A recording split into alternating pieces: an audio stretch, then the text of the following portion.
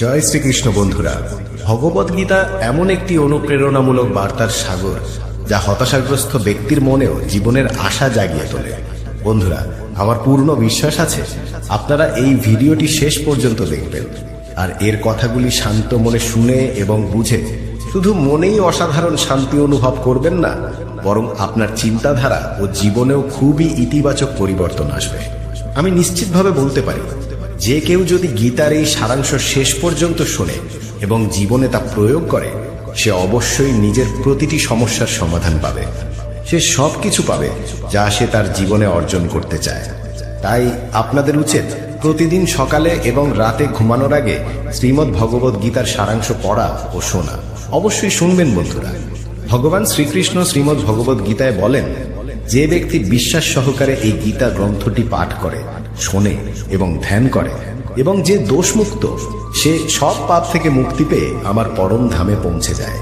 বন্ধুরা, এই জন্যই বলা হয়েছে, যে কোনো ঘরে প্রতিদিন শ্রীমদ্ ভগবদ গীতার পাঠ ও শ্রবণ হয়, সেই ঘরে কখনো কোনো বিপদ বা সমস্যা আসে না।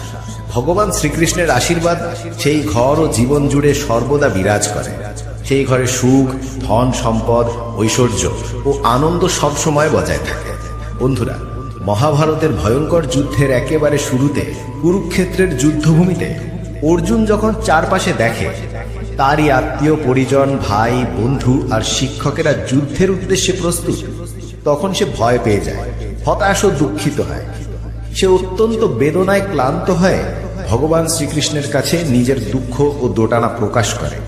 অর্জুন বলেন, হে কেশব, আমি কিভাবে এই যুদ্ধ করব?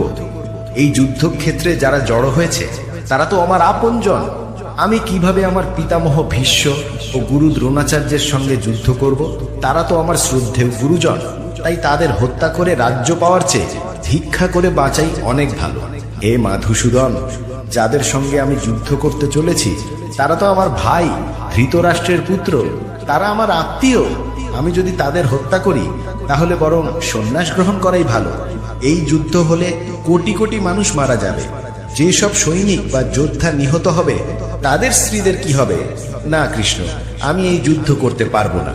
আমি কিভাবে নিজের পরিবারকে ধ্বংস করে সুখী হব? হে কৃষ্ণ, আমি কিছুই বুঝতে পারছি না। আমার মন বিভ্রান্ত হয়ে যাচ্ছে, মাথা ধরে যাচ্ছে, পা কাঁপছে, গা জ্বলছে, হাত থেকে গান্ডীব ধনুক পড়ে যাচ্ছে। হে কৃষ্ণ, আমায় পথ দেখাও, জ্ঞান দাও, বলো আমি কি করব? এই হৃদয় বিদারক অবস্থায় ভগবান শ্রীকৃষ্ণ অর্জুনকে সেই দিব্য ও অলৌকিক জ্ঞান দেন, যা শুধু অর্জুনের জন্যই নয়, গত হাজার হাজার বছর ধরে মানব জাতির জন্য পথ প্রদর্শক হয়ে আছে। এমনকি আজকের আধুনিক যুগেও শ্রীমদ্ ভগবদ গীতা প্রতিটি মানুষের জন্য একটি অমূল্য গাইড।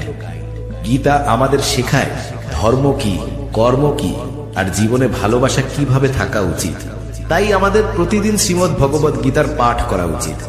অর্জুনের দোটানা দেখে ভগবান শ্রীকৃষ্ণ বলেন, হে অর্জুন, তুমি জ্ঞানীর মতো কথা বলছো, কিন্তু সত্যিকারের জ্ঞানী এমন করে কষ্ট পায় না। তোমার হাতে কিছুই নেই, তুমি চাইলে কিছুই বদলাতে পারবে না। জন্ম ও মৃত্যু এরা প্রকৃতিরই নিয়ম। এই সমস্ত মানুষকে আমি হত্যা করব, তুমি কেবল মাত্র একটি মাধ্যম। তাই যে জ্ঞানী, সে মৃত্যুর সময় কাঁদে না, সে অতীত নিয়ে দুঃখ করে না, ভবিষ্যৎ নিয়ে চিন্তা করে না। যা হওয়ার তা হবেই, আর যা হবার নয় তা কখনো ঘটবে না। যে ব্যক্তি মন দিয়ে এই সত্য বোঝে, তাকে কোনো দুঃখ স্পর্শ করতে পারে না, তাকে কোনো চিন্তা কাবু করতে পারে না। হে অর্জুন, তুমি কার আপন, কে পর, সেই চিন্তা ছেড়ে দাও।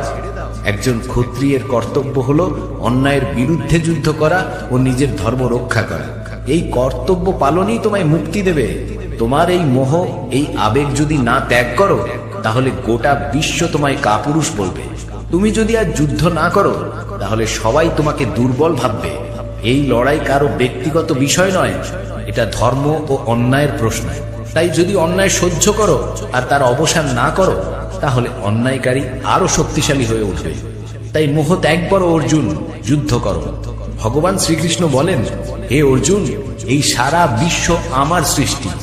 আমি এর জন্ম দিই, আমি লালন পালন করি, আবার আমি শেষ করি। আমি অতীত, বর্তমান ও ভবিষ্যতের সমস্ত জীবকে চিনি, কিন্তু কেউই আমায় পুরোপুরি জানে না। নমস্কার বন্ধুরা, গীতার বাণী চ্যানেলে আপনাদের সবাইকে স্বাগত জানাই। আপনি কি জানেন, এই পৃথিবীতে কোটি কোটি মানুষ থাকলেও সবার ভাগ্যে শ্রীমদ্ ভগবদ্ গীতা বা হরিকথা শ্রবণ করা জোটে না? এটি কোনো সাধারণ ঘটনা নয়।